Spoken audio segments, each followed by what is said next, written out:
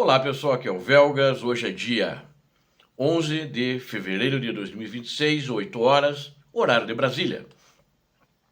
O massacre no rio Oskil. Esse rio ele fica ali na região de Kharkiv.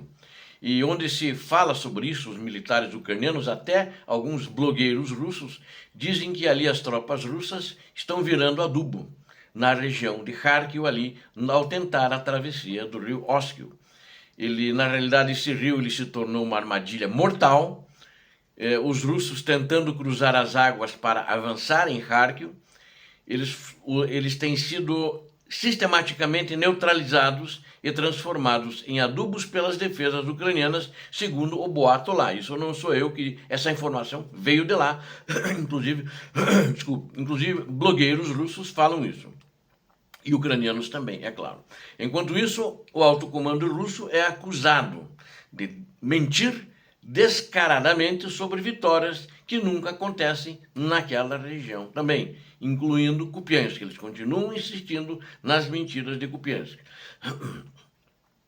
Eu quero convidar você que não é inscrito, inscreva-se no canal.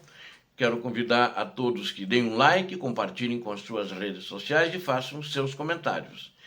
Muito obrigado, tenho certeza de que vocês vão gostar do que estão vendo aqui. Dou as boas-vindas, vocês que estão aqui conosco sempre, e reforço, você que não é inscrito, inscreva-se. O rio Oskil, em Kharkiv, é hoje o centro das atenções. Comandante Nikolai Volokov, da unidade Terra, ele relatou que os russos estão desesperados para estabelecer uma posição do outro lado do rio, no caso, uma cabeça de ponte, e para, a partir dessa cabeça de ponte, poderem fazer avanços mais significativos na província de Kharkiv. E esse comandante foi enfático. Ele disse o seguinte: alguns até conseguem cruzar o rio, mas logo depois viram adubo. Eles não conseguem desenvolver planos nem avançar, pois eles ficam isolados e eliminados pelas forças ucranianas e não tem como receber apoio da outra margem do rio onde estão as tropas russas.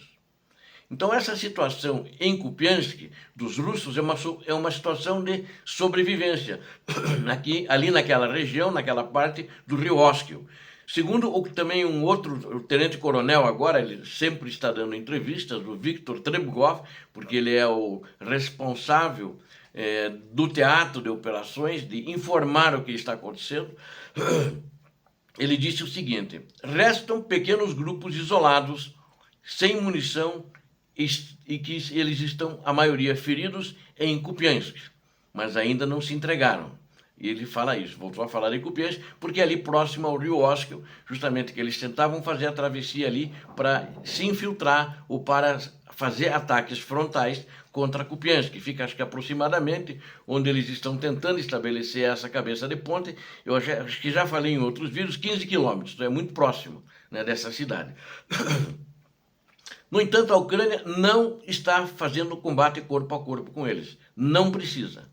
Segundo o tenente-coronel Trebkov, eles estão sem munição e estão feridos, a maioria está ferido.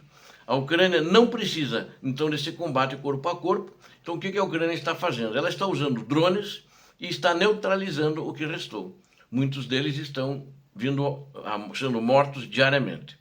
Até drones de reabastecimento russos estão sendo abatidos antes de chegarem aos soldados cercados. Agora, umas semanas atrás, uma ou 2 semanas atrás, que eu noticiei, eles deixavam o drone pousar e corriam atrás do drone para ver onde estavam os soldados, que eles já estavam procurando. Hoje não, eles já sabem onde estão os soldados. E eles continuam pedindo drones com medicamentos, com munição, e não chegam. A Ucrânia está abatendo esses drones no ar. E o clima é de tensão, por causa que eles dizem que o Gerasimov, que é o general-chefe do Estado-Maior do exército russo, eles estão falando mentiras, e que esse general, que é o chefe de Estado-Maior e também é o comandante do exército russo, que fala mentiras sobre Kupiansk e fala mentiras sobre Pokrovsk.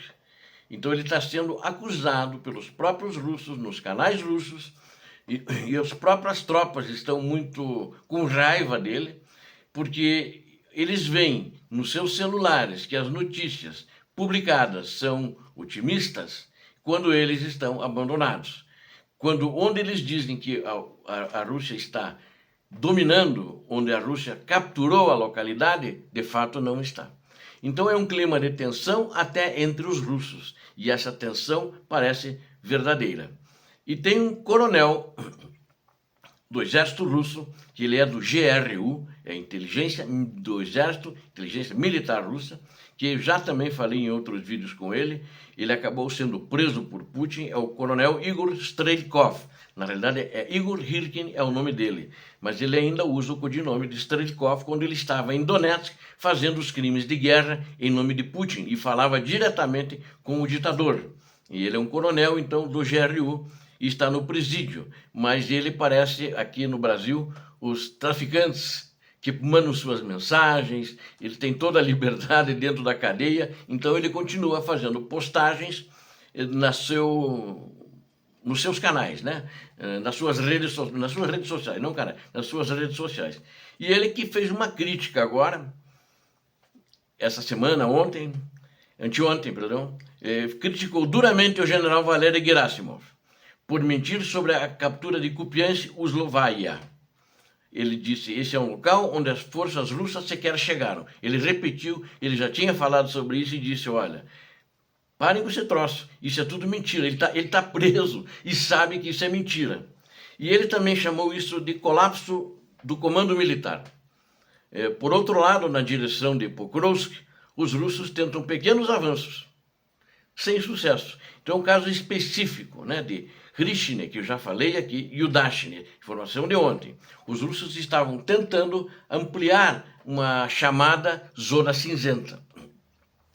Mas a forte resistência ucraniana não conseguiu deixar eles entrarem, ou seja, essa zona cinzenta que existe hoje está na periferia dessas duas localidades. Eles não conseguem entrar, né? E eu tenho uma ideia muito clara sobre Pokrovsk, eu acho que eles não vão conseguir. Mas, ao mesmo tempo, eu fico pensando, é possível que consigam, porque eles estão há 2 anos tentando e estão cada vez acumulando mais tropas e tropas e tropas. Tanto que eles entraram no sul da cidade de Pokrovsk. Então, existe uma possibilidade que vai haver um esgotamento também das forças ucranianas na região, né? E eles, como os russos, eles têm um esgotamento também, mas essas tropas que são os buchas de canhão, que eles estão tentando entrar com eles, seja através de infiltrados, seja através dos moedores de carne russos, eles são substituíveis, né? Então eles morrem, eles têm, às vezes, não estão nem um mês no teatro de operações, naquela frente de combate, e eles acabam morrendo e vêm outros novos, com treinamento muito mal, e estão tentando avançar. E cada vez eles vão engrossando o caldo, a quantidade dessas fileiras, dessas tropas, que vão sendo eliminadas também. Isso é muito desgastante, esse cheiro de sangue, porque a tropa ucraniana ela é uma tropa experiente, não são recrutas que são colocados, que são mobilizados para serem colocadas em Pokrovsk para substituir as baixas, não. São pessoas que já estão lutando há mais tempo, mais de 6 meses, 1 ano, 4 anos, ou seja, quase 4 anos, às vezes mais, já estão no exército, desde que começou a invasão em 2014, lá na Crimeia, em Donbass. Então são tropas mais experientes. E uma tropa experiente sempre tem mais chance de sobrevivência, e na Ucrânia não faz moedores de carne. Então pode ser que haja esse cansaço, porque eu falei com o oficial, ele disse o seguinte, pô, esse cheiro de sangue está complicado, os russos estão morrendo muito, né? A gente elimina eles, parecem ratos, vão sendo eliminados, e vem mais, e vem mais, e vem mais. E você vê que os caras não sabem lutar, os caras não sabem se esconder, os caras não sabem se abrigar. A maioria já fica frente aos drones e frente à artilharia de obuses e também ao bombardeio dos morteiros. Então, é uma situação difícil, mas pode ser que haja um esgotamento, na minha opinião, que eles vão ter que recuar, né? E isso é ruim. Então, é uma estratégia que ele usa homens de munição. O ditador da Rússia usa o seu pessoal de munição descartável, né? É o cartucho, o cara vai e morre e fica como um cartucho de uma arma no chão. Isso é terrível. Eu acho isso difícil, de não sei quanto tempo a Ucrânia vai conseguir fazer isso, porque esses que estão combatendo em toda a linha de frente, eles já têm mais experiência, né? eles receberam um treinamento maior e eles têm mais experiência, e isso cansa também, né? E ver isso todos os dias, ficar alvejando aqueles que conseguem passar, que nem ratos atirando, isso é muito complicado, né? São seres humanos, lamentavelmente, mas têm que ser eliminados, porque senão eles vão eliminar os ucranianos. Eles são aqueles que vêm fazer os estupros quando eles chegam nas vilas, quando chegam nas cidades, que eles capturam dos ucranianos. São eles que destroem escolas, são eles que assassinam, são eles que torturam. Viram que falei no vídeo anterior sobre a questão do Starlink. Eles são terríveis. Os russos ligam para a família e dizem: ó, vamos matar teu filho, vamos torturar e vamos matar teu filho se você não cadastrar o Starlink para nós. Mas as famílias já avisaram o exército ucraniano. Aparentemente ninguém fez nada, né? Ninguém cadastrou nenhum terminal russo até agora. Obrigado a vocês que assistiram esse vídeo. Conto com vocês. Inscrevam-se no canal, deem um like. Compartilhem com as suas redes sociais, façam seus comentários. Eu conto com vocês. Deus abençoe a todos vocês. Deus abençoe a Ucrânia, Deus abençoe o Brasil. Paz e bem, paz para toda a humanidade. Muito obrigado.